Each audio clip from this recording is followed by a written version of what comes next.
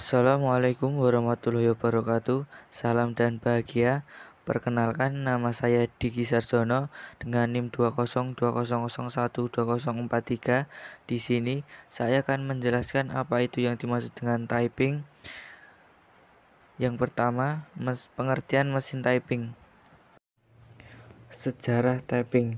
Beberapa penelitian menunjukkan bahwa terminologi berasal dari awal 1800-an ketika sebagian besar aplikasi trading secara harafiah dilakukan dengan tangan, namun ketika zaman mesin penabraknya setelah 1880, istilah hand type masih digunakan untuk typing yang tidak berubah dalam desain dan sekarang digunakan pada mesin serta dengan tangan.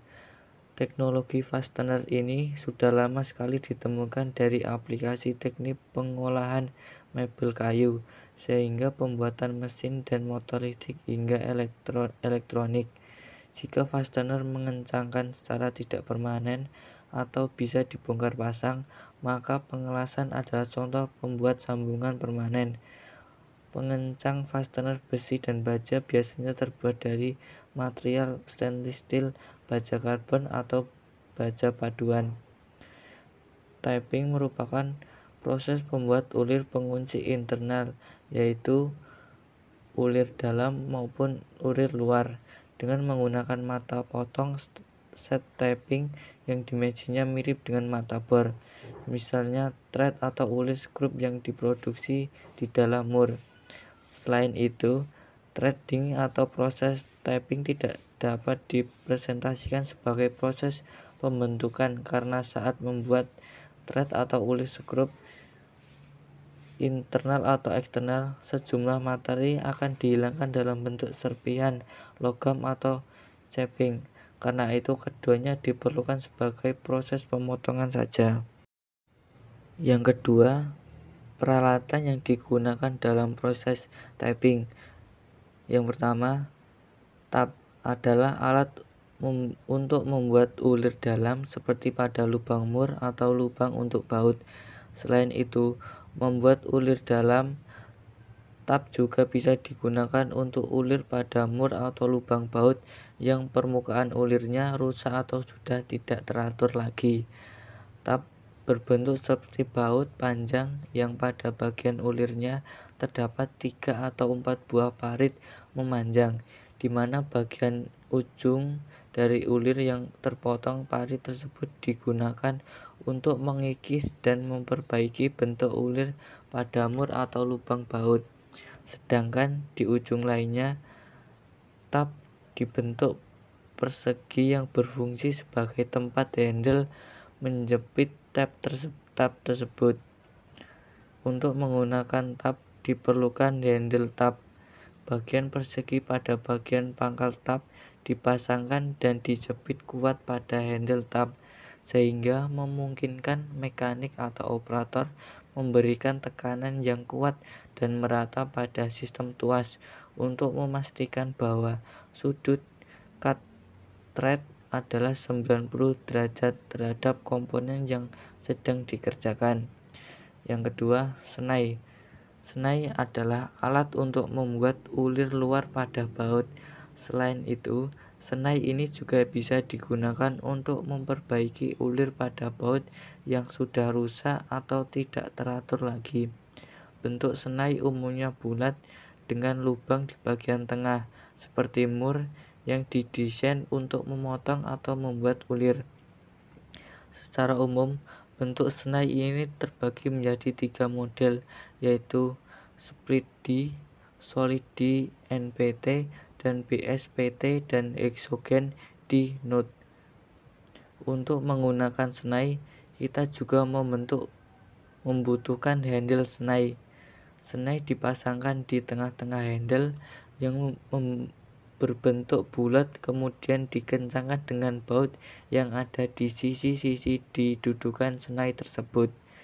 Handle senai digunakan untuk menahan thread dengan kuat agar mekanik atau operator dapat memberikan tekanan yang merata dan tuas tidak miring.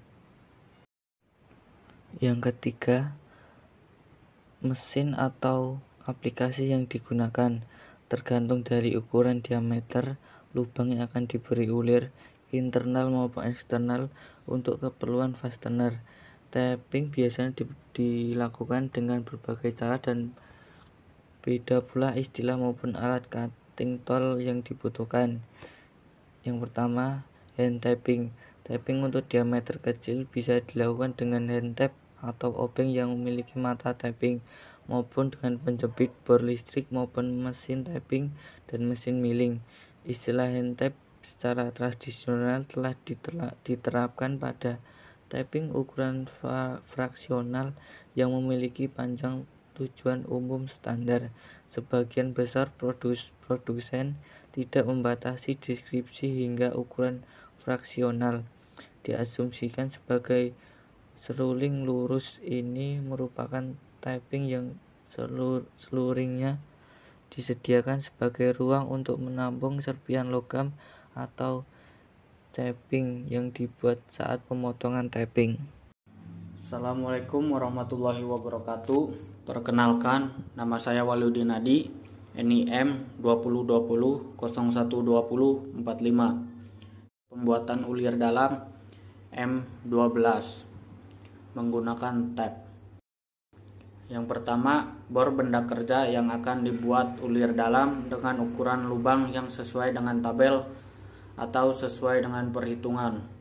Karena di sini menggunakan ukuran M12, perkirakan ukuran lubang yaitu 10,5. Yang kedua, countersink bagian atas lubang dengan diameter lebih besar daripada diameter nominal ulir. Pembuatan countersink dimaksud untuk lebih memudahkan ketika awal pengetepan.